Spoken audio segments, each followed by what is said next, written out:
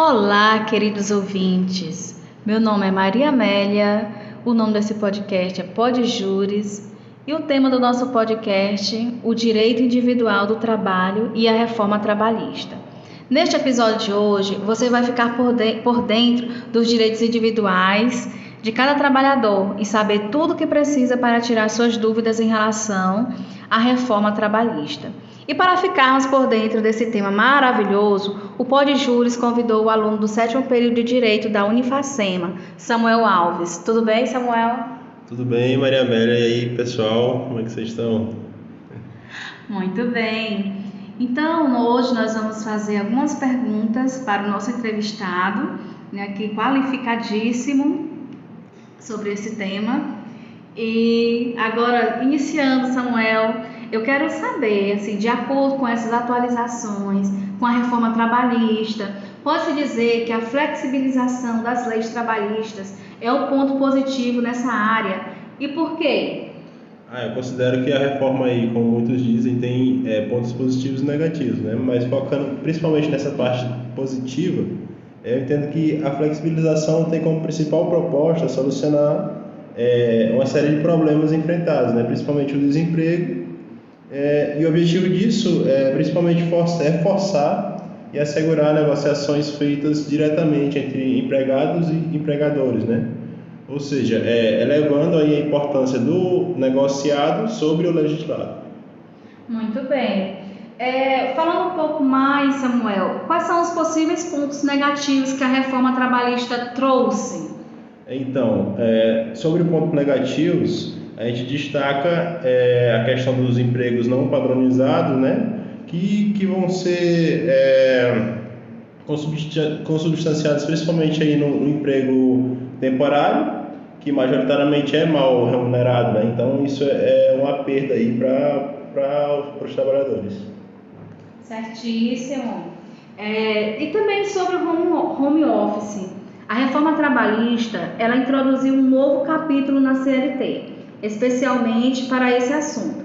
E na sua opinião, quais as vantagens desse tipo de trabalho? Bom, essas vantagens são elencadas ali segundo a CLT nos artigos 75A e 75E.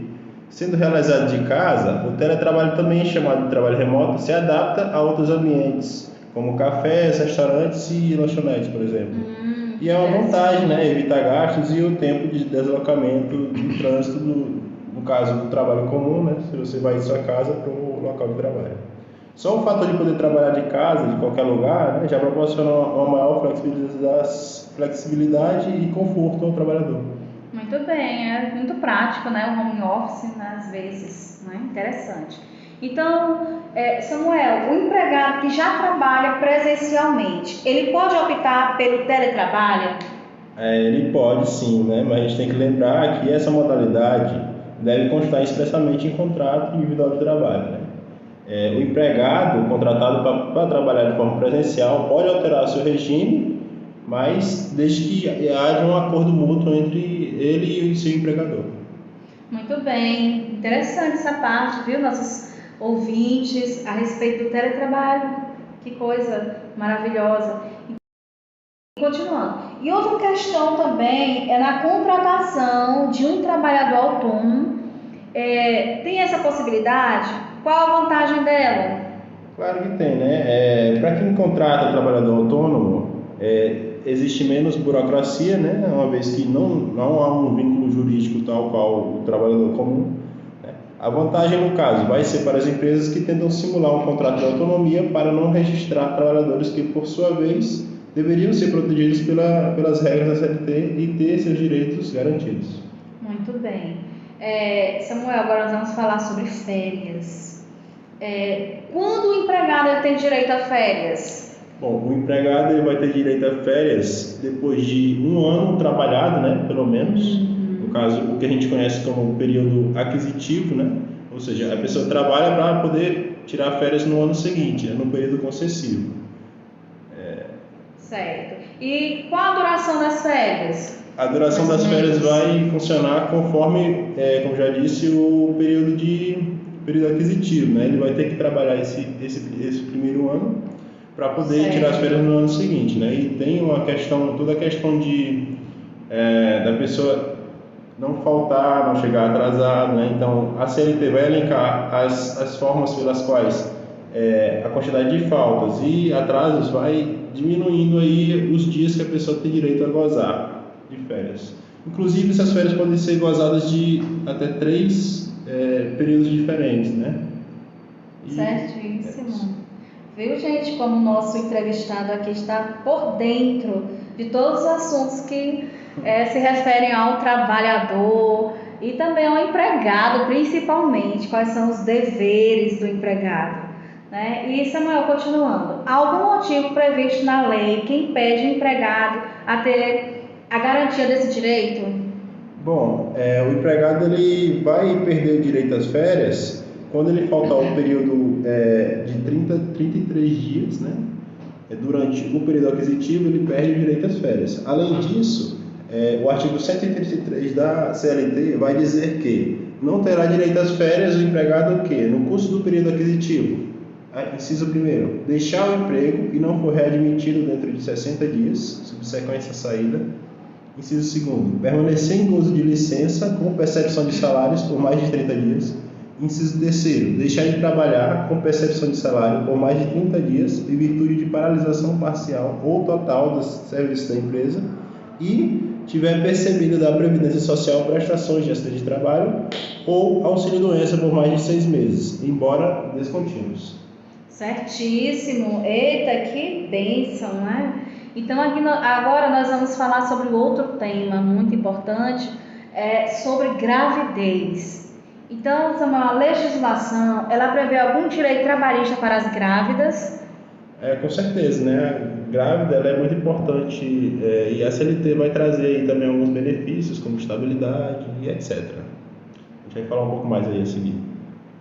Certo, mais adiante, né? Então, quais são esses direitos? Bom, sobre o direito das grávidas, a gente tem aí a estabilidade provisória, por exemplo, que aí, segundo o próprio artigo 10º da Constituição Federal, é proibida a dispensa arbitrária e sem justa causa da funcionária gestante, desde quando se confirma a gravidez até 5 meses após o parto. Então, se a gestante é descoberta durante o contrato de trabalho com prazo determinado, ou aviso prévio indenizado ou trabalhado, a estabilidade provisória deverá ser respeitada, ainda que a empresa só tome conhecimento da condição de sua colaboradora após a rescisão. Então, a estabilidade é devida, devendo a trabalhadora ser reintegrada ao emprego. Temos também a dispensa para consultas médicas, que, segundo o artigo 392 da CLT, é garantida à empregada durante a gravidez, sem prejuízo do salário e demais direitos. A dispensa do horário de trabalho pelo tempo necessário para a realização de, no mínimo, 6 consultas médicas e demais exames complementares. Para ter sua falta ao trabalho abonada, basta apresentar o atestado médico ao RH da empresa. Ainda, outro direito garantido às grávidas é a licença maternidade, que se trata do período remunerado de 120 dias em que a mulher permanece afastada do trabalho após ganhar seu bebê e deve ter início a partir do 28º dia antes do parto, né? A trabalhadora adotante, que adotar ou tiver guarda judicial de criança ou adolescente de até 18 anos, também tem direito à licença maternidade com as mesmas garantias. As empresas cadastradas no programa Empresa Cidadã devem conceder 180 dias de licença maternidade, sendo 120 dias pagos pela Previdência Social e 60 dias pagos pela empresa. As gestantes que atuam no serviço público também têm direito a 180 dias de afastamento. E os intervalos para a aumentação, como já vimos, um dos direitos da gestante é a estabilidade provisória de 5 meses em seu emprego após o nascimento da criança. Durante esse retorno, é natural que a amamentação aconteça. Por isso, a CLT dispõe em seu artigo 396 que, para amamentar seu filho, inclusive se advindo de adoção, até que este complete 6 meses de idade, a mulher terá direito, durante a jornada de trabalho, a 2 descansos especiais de meia hora cada um. Além disso, o parágrafo 1º prevê a possibilidade de uma prorrogação do tempo de amamentação, que, segundo os termos da lei, diz, né? Quando o exigir a saúde do filho, o período de 6 meses poderá ser dilatado a critério da autoridade competente. É isso.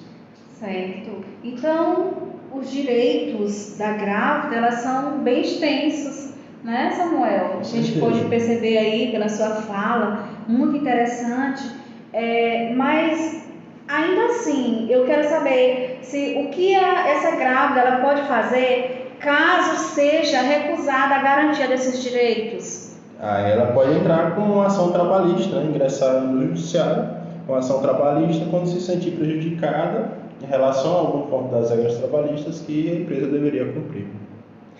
Muito bem, Samuel. O Podjures, ele agradece pela sua participação no episódio de hoje e a cada um dos ouvintes também que escolheram ficar conosco por todo esse tempo, né, desse episódio. E não esqueçam de compartilhar este episódio do Podjures, avaliar o nosso podcast, se inscrever na nossa lista de e-mail, se assim você desejar, fazer um download, se preferir. E até o nosso próximo encontro. Obrigada, Samuel. Até mais. Obrigado, eu que agradeço.